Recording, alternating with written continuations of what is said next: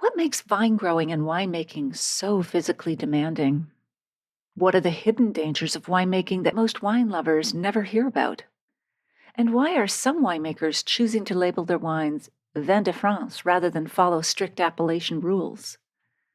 In today's episode, you'll hear the stories and tips that answer those questions in our chat with Caro Feely, author of the terrific memoir Grape Expectations, A Family's Vineyard Adventure in France.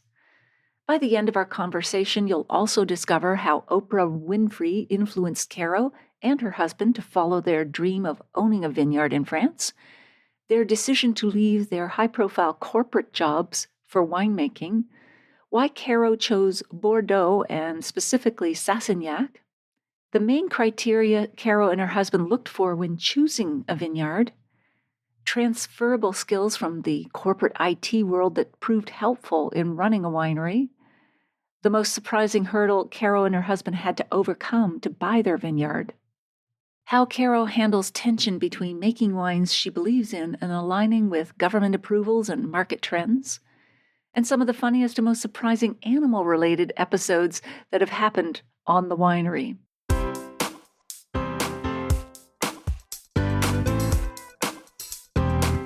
Do you have a thirst to learn about wine?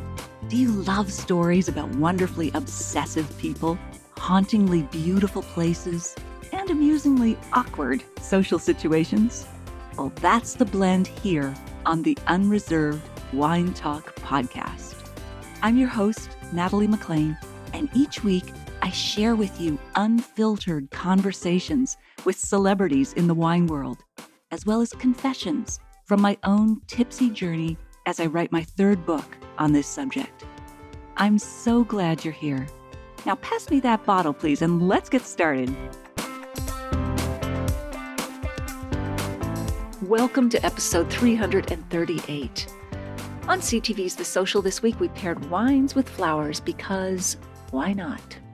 This segment was just ahead of Mother's Day, but the pairings still work any time of the year, and really you should be thanking your mother or whomever the important woman is in your life every day of the year.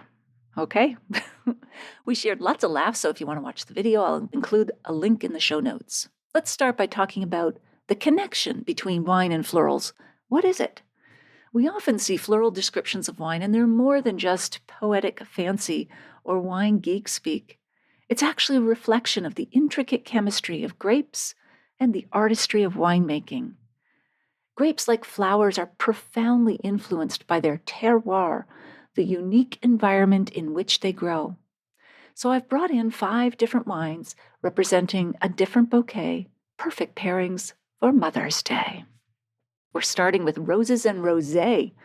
If you give fizz and florals, you're no longer just the favorite child.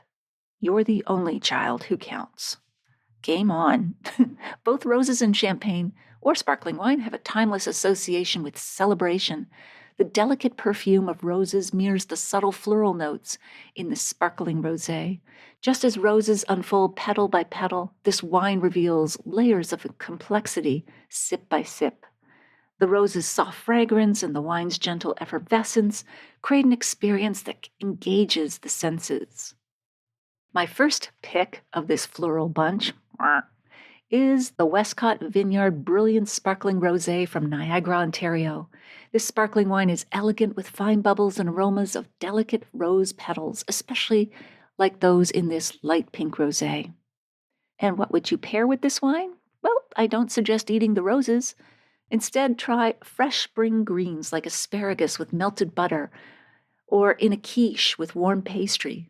The sparkling wine's finesse makes a great match.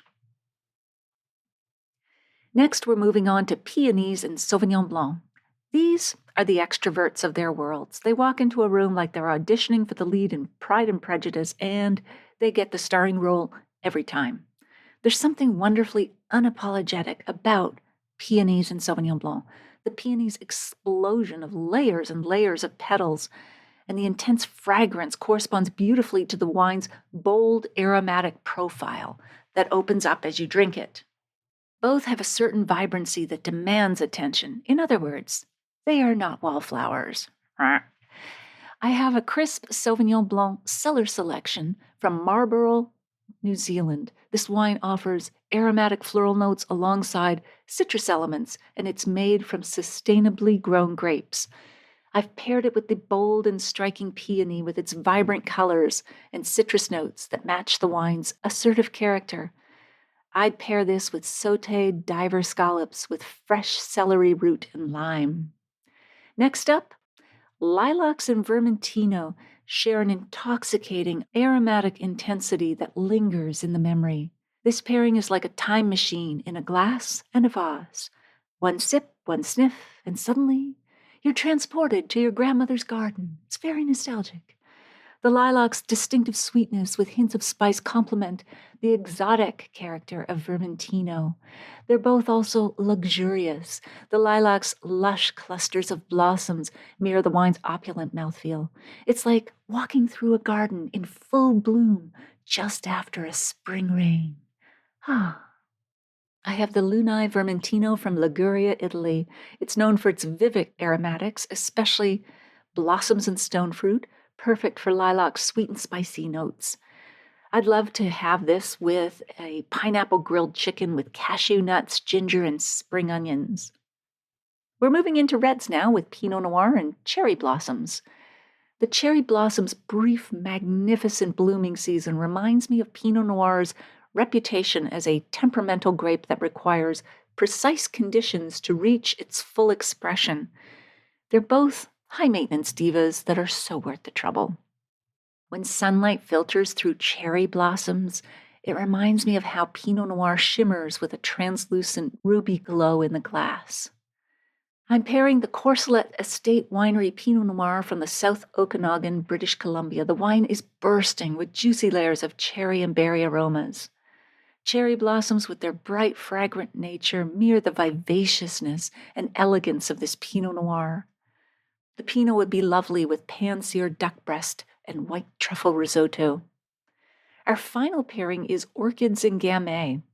Orchids, they're the high-fashion supermodels of the flower world. Tall, stunning, willowy, and mysterious. They're a little intimidating, but they beautifully complement the intriguing character of gamay. Orchids are among the most diverse flower families with endless variations in form and color, much like how gamay can express itself differently depending on where it's grown and the winemaking techniques. There's also something slightly untamed about the orchid's wild origins and gamay's rustic charm that refuses to be entirely domesticated by winemaking. The Cheruble's La Grosse Pointe Pierre from Beaujolais, France is made from the gamay grape, so I'm pairing it with these orchids. The gamay has a lovely raspberry plum notes, along with dark florals such as orchids, violets, and irises. It's smooth, medium-bodied, with a juicy, mouth-watering character, and I'd match it with wild mushrooms and spring lamb ossobuco that falls apart in your mouth because it's so tender. Thank you, Natalie, said the host. Where can we find these wines online? On Instagram, I'm at Natalie McLean Wine, and online, my website is nataliemclean.com. Back to today's episode, 3 of you are going to win a copy of the terrific memoir Grape Expectations, a family's vineyard adventure in France, filled with vivid descriptions of delicious wines, great food, and stunning views, along with insight into the world of the winemaker written by our guest today, Caro Feely. I still have 2 copies of the award-winning book Vines in a Cold Climate by Henry Jeffries. If you'd like to win a copy, please email me and let me know that you'd like to win. It does not matter where you live. I'll choose 5 winners randomly from those who contact me at natalie@nataliemclean.com. In other bookish news, if you're reading the paperback or ebook or listening to the audiobook of my memoir, Wine Witch on Fire, Rising from the Ashes of Divorce, Defamation, and Drinking Too Much, a national bestseller and one of Amazon's best books of the year, I'd love to hear from you at natalie@nataliemclean.com. I'd also be happy to send you beautifully designed, personally signed book plates for the copies you buy or give as gifts. I'll put a link in the show notes to all retailers worldwide at nataliemclean.com/338. The paperback usually arrives within a day or 2 of ordering. The ebook and audiobook are instantly available. Okay, on with the show.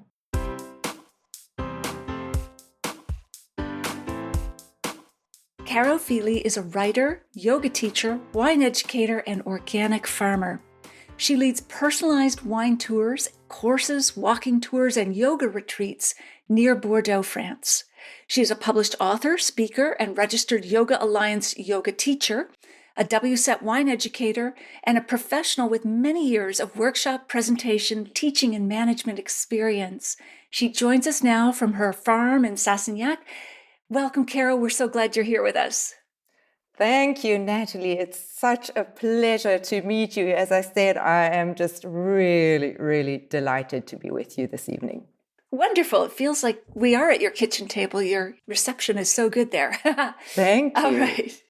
So the first question I have to ask, because you alluded to it, but you did not explain, how did Oprah Winfrey, the talk show host, influence you into following your dream to starting or buying a vineyard in France? Well, Sean, my husband, and I, we had a dream to go wine farming. Very early on, when we met in Johannesburg in the early 90s, we had this, wow, wouldn't it be great to be wine growers? We were both really passionate about wine. His grandfather was a wine grower. I shared a house with the master of wine who ran the Cape Wine Academy in Johannesburg. And so we were both very passionate about wine. And it was like, wow, wouldn't it be great to be wine growers? And so we had this idea, but we were paying off student loans. It was so far out there was no way it was going to happen. So we kind of put it on the long finger. We got on with our lives. Work took us to Dublin. And it was in Dublin, sitting in our rented apartment, looking out over the Irish Sea with lashing rain and blowing gales, that I was reading Oprah's magazine, the O magazine. And I think my sister had given it to me or something. She lives in Canada. At the time, she was in Vancouver. And in this magazine, it said, Oprah said, where do you want to be in 5 years? Write it down. Write down what your dream is of where you want to be in 5 years. Don't worry about how you're going to get there. Don't worry about what it's all about. Just put it out there. Dream the big dream. Because if you don't know where you're going, you're never going to get there. And I said to my husband, Sean, we are going to do this. Let's sit down and do our 5-year dream. And he was like, that's chick stuff. I'm not doing that. That sounds like man stuff response, but anyway. Exactly. I twisted his arm. And we did. And when we swapped our one pages, they were both a dream to live on a vineyard in France. Really? Both of you had the same dream? The same dream. And even though we hadn't talked about it for a while, we had been visiting France every year, but we hadn't kind of concretized this idea. So it was amazing, actually. So two quite similar descriptions of on a small vineyard, making artisanal wines, organic, and also growing our own food. So a sustainable dream as well. So that was also something that was important, the self-sufficiency. And interestingly, so that 5-year dream, we put it out there. It was such a long shot anyway, even then. Sean's description was with 2 dogs I didn't have any kind of dogs in mind, but anyway, the vineyard dream was similar. And literally 5 years to the day, we moved to our farm in France with no dogs and 2 kids. At least you took the kids. You didn't leave the kids and get new dogs or something. Now, that's quite a jump because you were an IT professional. I'm not sure what Sean did, but why this desire to go make wine when it's so seemingly opposite, if you will, to a corporate IT job? So I was an IT strategy consultant and internet project manager. That was pretty much what I did for about 10 years. I enjoyed it. I really did. I enjoyed my career very, very much. But we found that we both grew up in fairly rural environments and we missed this connection to nature. And for Sean, he was a certified financial analyst working in a big bank asset management.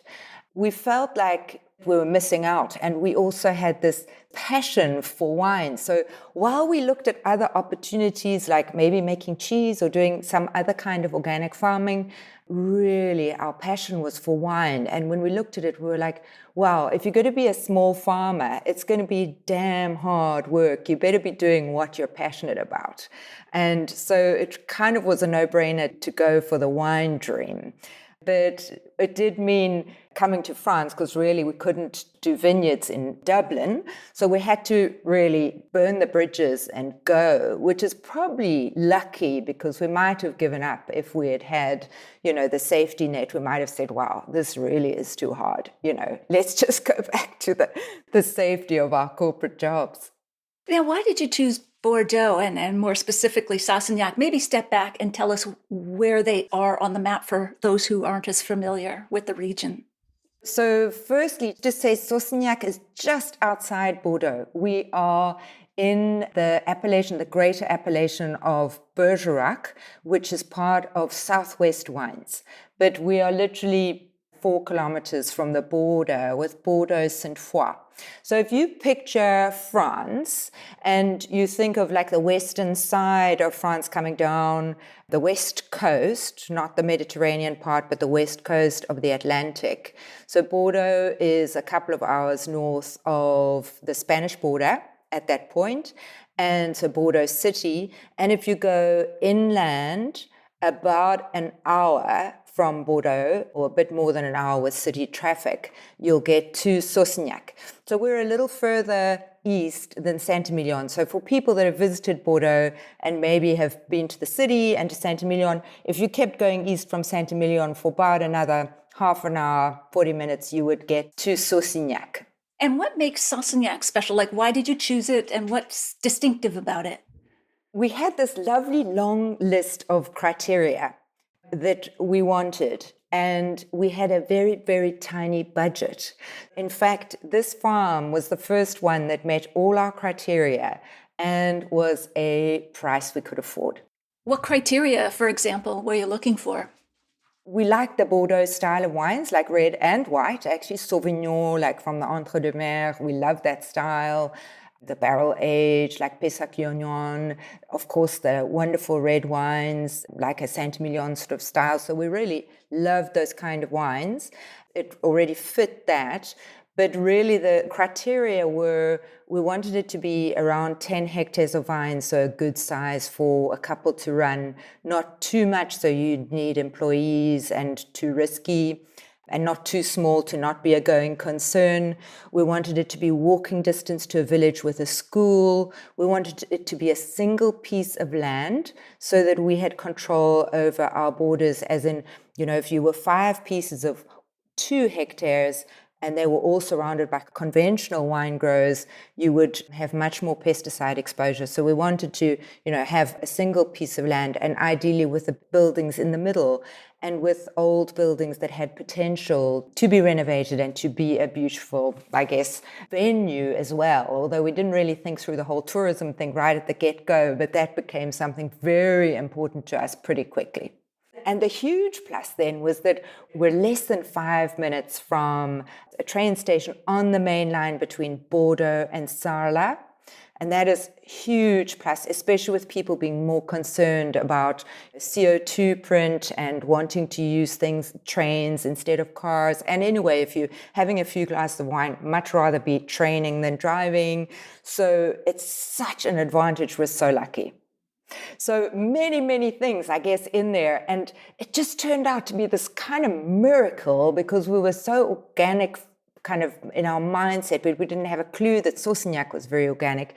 And already back then, so when we bought the farm in 2005, France was only 1% organic and Saussignac was 10% organic. Oh, really? Today, France is nearly 20% organic and Saussignac is more than 50% organic.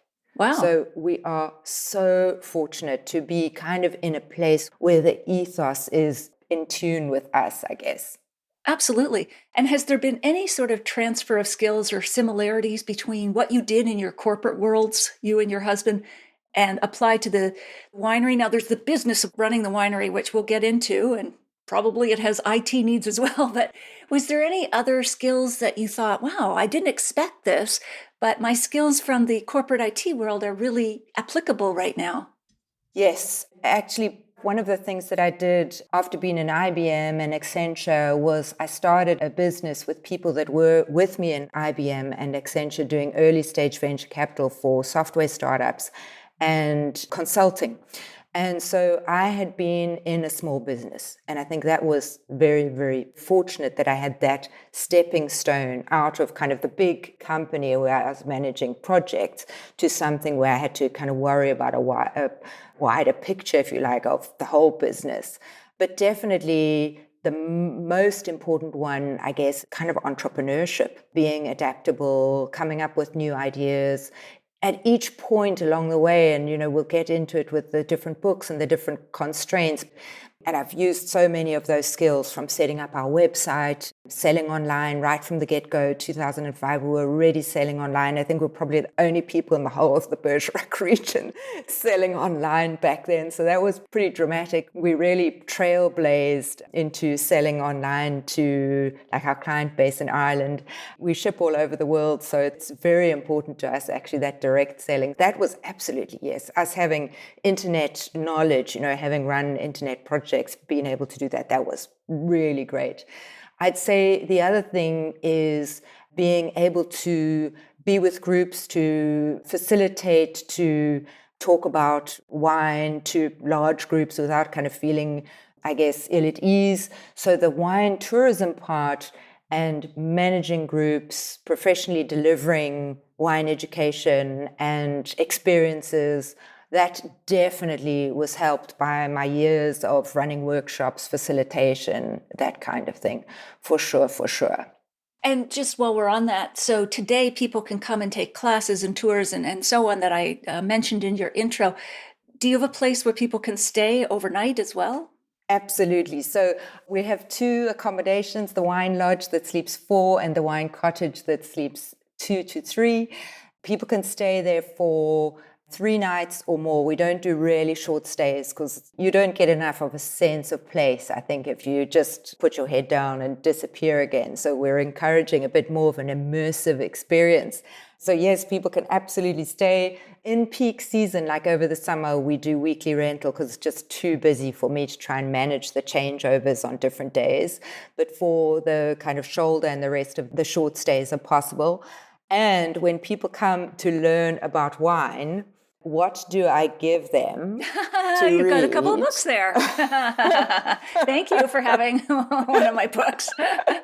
Nice plug, Caro. I love this book. It is Red, White, and Drunk so great. It's such a wonderful for people that want to just start to understand a bit more about wine. I love it. It's so entertaining. Thank you so much. Really This was not a paid ad. That was unexpected, but thank you. Okay, back to you. The process of purchasing your property, Chateau Au Garrigue, did you give it that name and how did you come up with it, or was it already named that? So that was the old name. Our friend in Ireland said, hey, why don't you call it your name, your family name? And he's quite a skilled business person, and we should have listened to him because no one could say Au Garrigue. No one could spell Au Garrigue. In Ireland, everyone thought it was O, comma, like O'Grady or O'Brien. So Au Garrigue. So if I was on radio and I was talking about it, no one could find us afterwards because they didn't know how to spell it, the French spelling, too complicated. So we changed it to our family name wisely, following many, many great estates like you find in Burgundy. So Feely is our family name and Feely is the chateau name now. Yeah, Chateau Feely. Okay. So when you were first in the market trying to buy this property, there were a lot of false starts and complications. Tell us about the most surprising hurdle you had to overcome to just buy this piece of property. Oh my gosh. You're hitting all the spots of great expectations. I mean, that Your is book, the first few chapters are just like, how is this possible? Is this real? Am I dreaming? Is this hell sometimes? What fresh hell is this? Yeah. What was the one that was hardest or most surprising or weirdest? I think the weirdest has to be, and you might remember me mentioning this in the book, the 300-liter donation that we have to give to the previous owner who owned it like 3 purchases back. So it was an old right that he had because he had distillation rights. And so he had the right to get 300 liters of our wine every year, just gratis. Wow. Like free. Sounds like a feudal lord or something taking his that tithe. was the funniest. Like when our notaire said that, and we were kind of getting into the final signing, and suddenly this clause shows up. I'm like, what is this? Where does this even come from?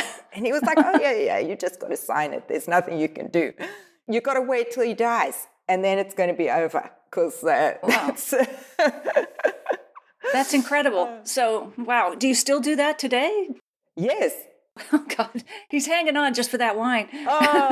But actually, we can give him the lees. It doesn't actually have to be good wine. Like, we can give him, lees because it's for distillation. So it can be fruit or liters of wine. But obviously, for him, fruit's no good. He wants the wine. Yeah, but it can just be the lees.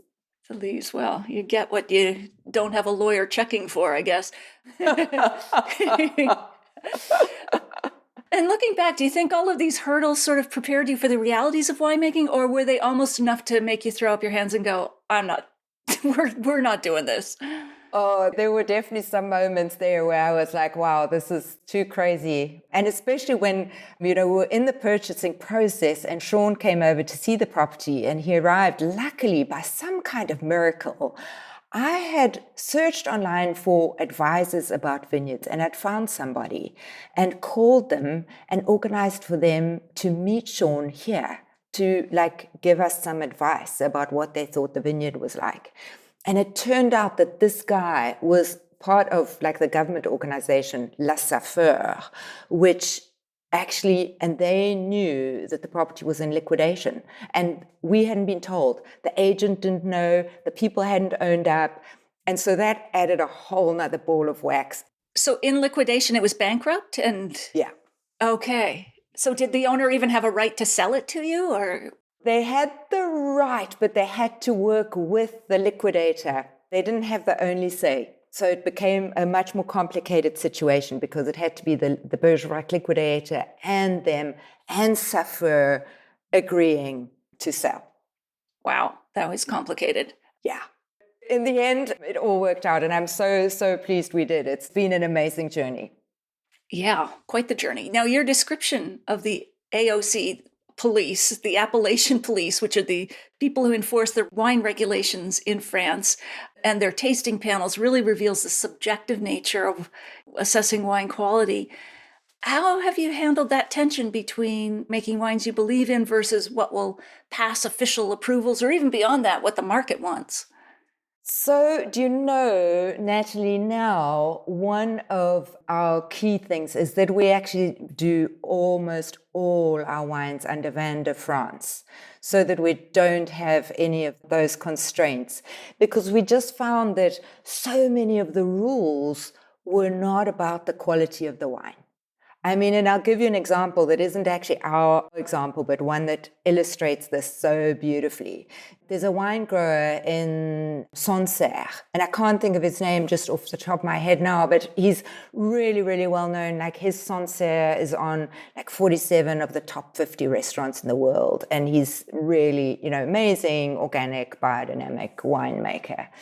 And he got kicked out of the AOC because he had weeds under his vines.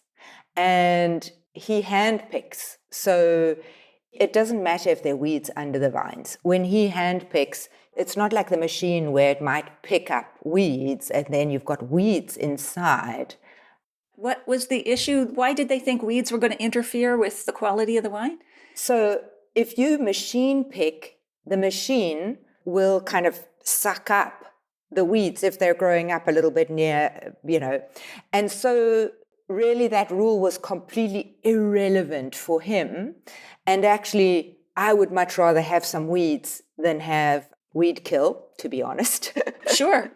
And there's more of a microcosm or microbial life if you've got some sort of plant life between the vines, I would assume. Absolutely. And we hopefully can get into that. If not, we'll have to organize another chat because I've got so much to say on that topic. Biodynamics, yeah. But I can see why you went with the most open liberal classification of Vin de France, which just means basically a wine of France that doesn't have all these tangled red tape regulations. It's kind of what the Super Tuscans did too. They said, okay, we're not going to be in Italy, forget your DOC classification, we'll just be us. And, they were just wine of Italy. And eventually, of course, they got their own appellation because they were selling for hundreds of dollars a bottle. But yeah, I can see that being quite frustration to deal with. Absolutely. So, Sean, I think after a couple of years, he was already getting just sick of it all. You're right, because it's just ridiculous red tape. And just to illustrate it, actually, even when it comes to, say, Grand Cru Classé in Saint-Emilion, Grand Cru Classé and Premier Grand Cru Classé, like in 2012, people got more points for having a parking for guests, like tour guests, than they got for being certified organic. Wow. It makes a point about, and that's not an AOC as such as a classification, but it's just that it seems the focus is not in the right place to me if this is about wine quality. That's bizarre. My goodness. Yeah. And sometimes people don't know where these things started and do they still make sense today? And is someone creating a new rule based on an old rule and then it got twisted? Anyway. Absolutely. Oh my goodness. You probably remember the story where we're in the customs office and literally the people were arguing about our situation. There were about 5 customs specialists in the room arguing for about 2 hours about what to do about some minor thing. And I was just sitting there going, can you imagine the cost of all these heads here about something that really, but they have a book like this that they've got to follow and they don't want to make a mistake. And those rules go back to the Roman times. Some of them are literally going back to Roman times. So no wonder they sometimes don't know what to do because there's a ton of conflicting stuff in there because there's just so much baggage, the joys of the old world. Absolutely. Oh my gosh. The weight of history is heavy. But let's talk about another challenge that you talk about how physically demanding winemaking is. Can you give us an example of that? What surprised you specifically about just how physically demanding it is? I think is very physically demanding in terms of the wine growing and the winemaking. Wine growing, all that machinery, tractors, attaching things to the tractor, just incredibly physical work. Like Sean does it, I don't do it. I'll go out and do some handwork in the vineyard, but I don't do any of the kind of big, heavy tractor work. But it really is very heavy machinery. And the same thing in the winery, and even just hand picking, we hand pick everything. And that in itself is a fairly active sport. And, removing the shoots at the base of the suckers, at the base of the vine, even that, that's a pretty big job. Why are you removing the shoots at the base of the suckers? I'm just curious. So the suckers at the base of the vine. So the vine has the main growth, I can only think of the French word now, but the kind of like canes, the canes. Yeah, the canes, okay. So the canes, and it has a tendency also to send out shoots at the base that might be from the rootstock. And those shoots, we don't want them to grow because they're going to take energy away they're going to take nutrients and everything. We don't want them, so we're going to remove them, basically. Right. Yeah. Okay, that makes sense. That's a pretty physical, if you do it by hand. We now have a machine that does it, so it's much, much easier. But just to come back to the physicality, I think as important as it's very physical work, and even in winemaking, just moving the pipes around, moving the equipment around, it's all kind of heavy stuff. But I think one of the other points that so many wine lovers don't realize, it's a very, very dangerous thing. In my book, I talk about how I go on a course for ravageurs and maladies, so pests and diseases in the vineyard. And that in itself is pretty scary. And luckily, we don't use, systemic pesticides. So that part of it was less scary. But the following day when we arrived, they gave us this innocent-looking little booklet that said evaluating risks. And inside it said, there are 4 killers of winemakers. Beware. Wow. 4 killers of winemakers. Were wine critics one of them? Like a devastating score? Sorry, I should not make light of this, but or Trump you're in good tariffs. Yeah. Oh my God. Okay. So what were the 4 in the booklet? So the first one was asphyxiation by CO2. Now, that I think a lot of people would be aware of, because in the fermentation, CO2 is created. If you don't have a way for it to get out of the closed spaces, you're going to get asphyxiated. So that's very, very important, making sure you aerate. The second one is falling from height, particularly if you have a little bit of CO2 has escaped and made you a little lightheaded. It hasn't completely asphyxiated you, but it could actually make you lightheaded enough to fall from, high on one of the tanks. The next one is machinery. So horrific things like falling into a harvest trailer and all of these things, it sounds crazy, but all of these things have happened within a 5-kilometer radius of us since we've lived here. Oh my goodness. Was there a 4th one? And there is a 4th one, electrocution. Oh, electrocution. Oh my God. So electrocution wasn't actually a wine grower. It has happened to somebody, but it wasn't a wine grower. But electrocution, because you're working with liquids and high electricity. So, that was one of the first big investments we made, was rewiring the winery, because that was just our lives were more important than that. So you could have written a mystery thriller. There's so many ways to die in a winery. But your husband, Sean, what happened with his finger? There was something there, an accident?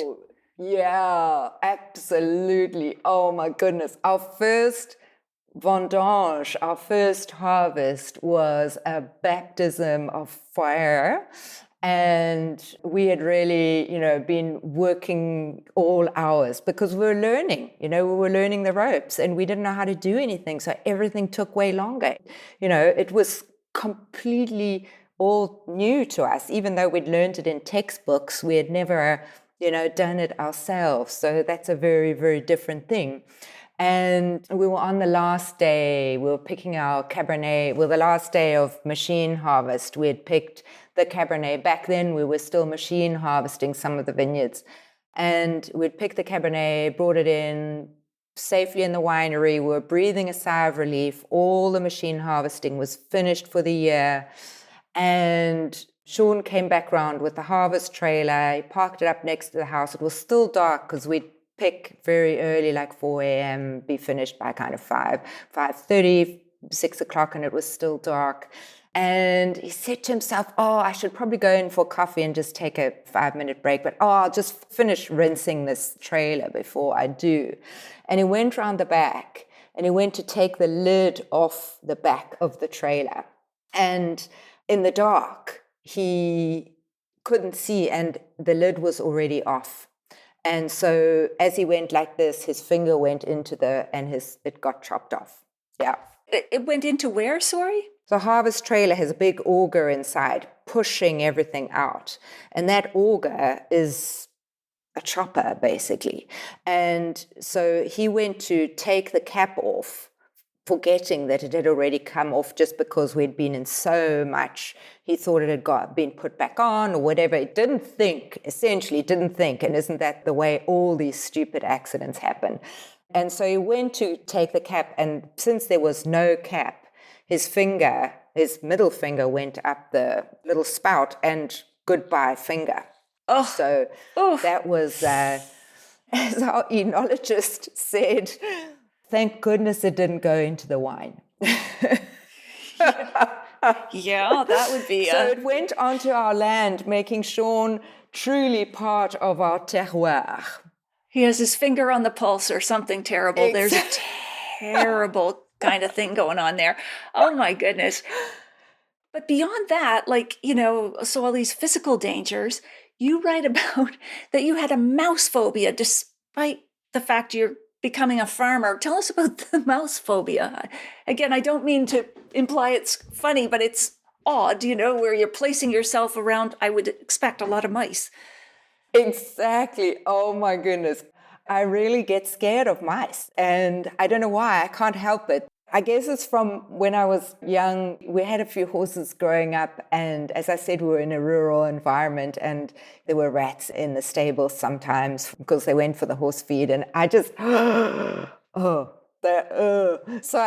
I never kind of got over that. And so when we arrived, crazy, there was like an infestation of mice, and oh my goodness, did we have to try every which way to get rid of the mice.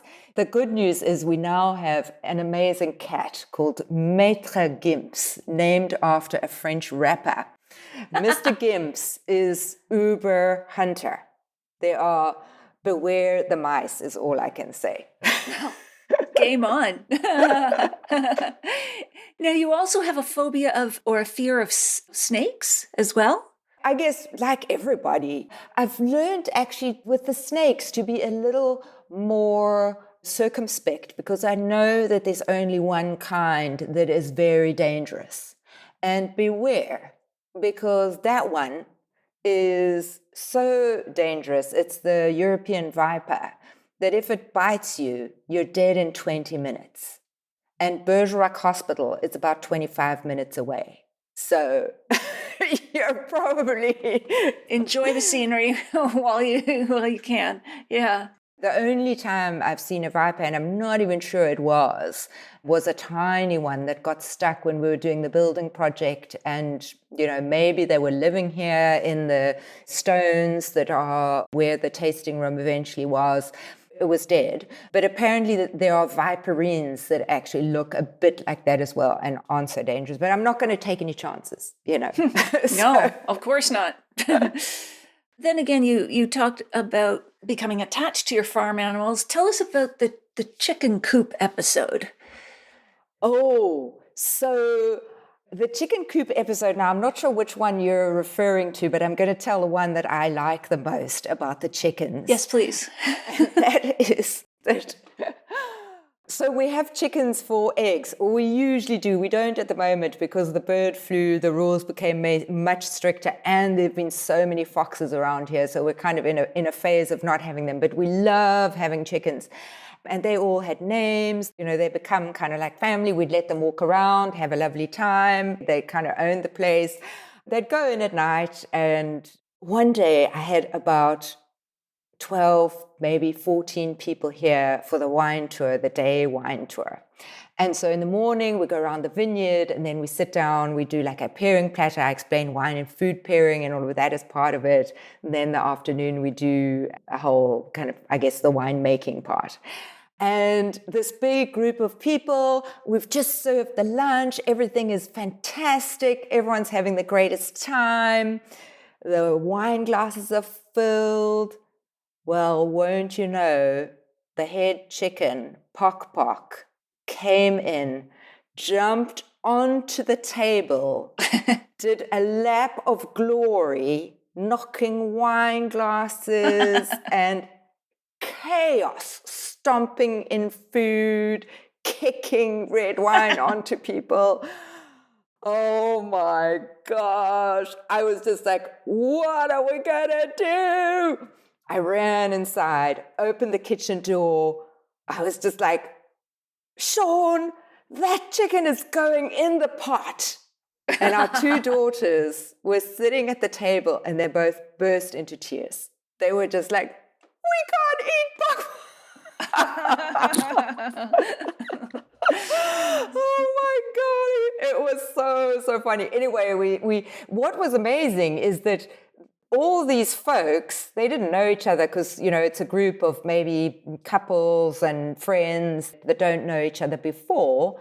But because some of them were staying in the gîtes, one of the ladies landed up with like red wine on her white dress. So one of the ladies in the gîte said, oh, I'll lend you a dress. And they went off and they rinsed the dress and they exchanged contact details. They landed up meeting a couple of times that week then and stayed good friends. So like, wow. bonding over a chicken. Yeah, sure. And it didn't even have to end up in the pot. Or pock.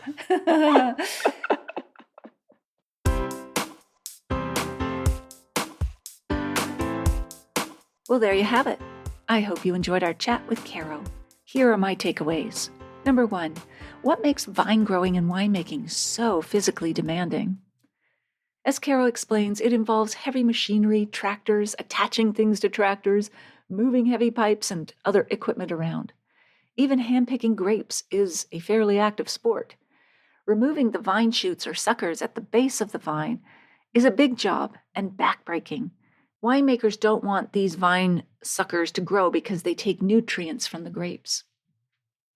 Number 2, what are the hidden dangers of winemaking that most wine lovers never hear about? Caro says that most wine lovers don't realize just how dangerous winemaking is. There are 4 main killers of winemakers. The first one is asphyxiation by CO2. In fermentation, CO2 or carbon dioxide is created, and if you don't have a way for it to get out of closed spaces like the winery, you're going to get asphyxiated. The second one is falling from a height, particularly if a little bit of CO2 has escaped and made you lightheaded. The next is machinery, so horrific things like falling into a harvest trailer and other unmentionables. And then there's electrocution because you're working with liquids and high electricity. Sounds gruesome, very much opposite those gauzy ads we see for the wine life of owning a winery, and everybody's in fine white linens on the veranda sipping lovely wines sparkling with sunlight. Anywho, it's good to know the reality. And number 3, why are some winemakers choosing to label their wines as Vin de France rather than follow appellation rules? Caro says that almost all of her wines are labeled Vin de France because she felt so many of the appellation rules were not about the quality of the wine. She wanted to be free of those unnecessary constraints. For example, one biodynamic winemaker got kicked out of the appellation system because he had weeds under his vines. He handpicks his grapes, so it actually doesn't matter if there are weeds under the vines. If you machine pick, the machine will kind of suck up the weeds. Caro would much rather have some weeds than use synthetic weed killer. Even when it comes to Saint-Emilion Grand Cru Classé and Premier Grand Cru Classé, some growers get more appellation points for having a paved parking lot for tour guests than they receive for being certified organic. That's nuts. All right, in the show notes, you'll find the full transcript of my conversation with Caro, links to her website and books, the video versions of these conversations on Facebook and YouTube Live, and where you can order my book online now, no matter where you live. If you missed episode 311, go back and take a listen. I chat about how Smell the Cinderella Scents goes full princess on wine with scientist and Professor Johannes Fresnelli. I'll share a short clip with you now to whet your appetite. There's a very interesting paper that came out 5-6 years ago by John McGann, and he described that there's a myth about us not having a good sense of smell compared to other animals. This has its roots in the 19th century, where Darwinian ideas came up and became more important, and all of a sudden we were just another animal, not this creation of God that stands out. So different players, including the Catholic Church, had to make sure that we are different from other animals. What makes the human human? It's sight, where we can read with it. It's language, where we can talk. So it's audition. These senses were the senses that we distinguish ourselves from the animals. And the other senses where animals may be outperforming us, while these are then lower senses. The consequence of this is that we thought this is less important for us. We would then also, as mankind, put much less effort into understanding how the sense of smell works, because that's something that was reserved for rats and dogs and other species like this.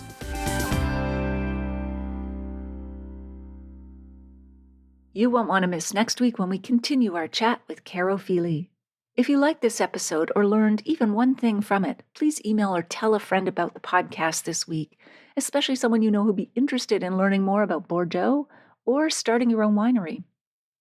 It's easy to find my podcast. Just tell them to search for Natalie MacLean Wine on Apple Podcasts, Spotify, their favorite podcast app, or they can listen to the show on my website at nataliemaclean.com/podcast. Email me if you have a sip, tip, question or if you'd like to win one of 5 copies of the books we have to give away. I'd also love to hear your thoughts on this episode, or if you've read my book or are listening to it. Email me at natalie@nataliemaclean.com. In the show notes, you'll find a link to take a free online food and wine pairing class with me called The 5 Food and Wine Pairing Mistakes That Can Ruin Your Dinner and How to Fix Them Forever at nataliemaclean.com/class. And that's all in the show notes at nataliemaclean.com/338. Thank you for taking the time to join me here. I hope something great is in your glass this week, perhaps a Bordeaux shared with family and friends.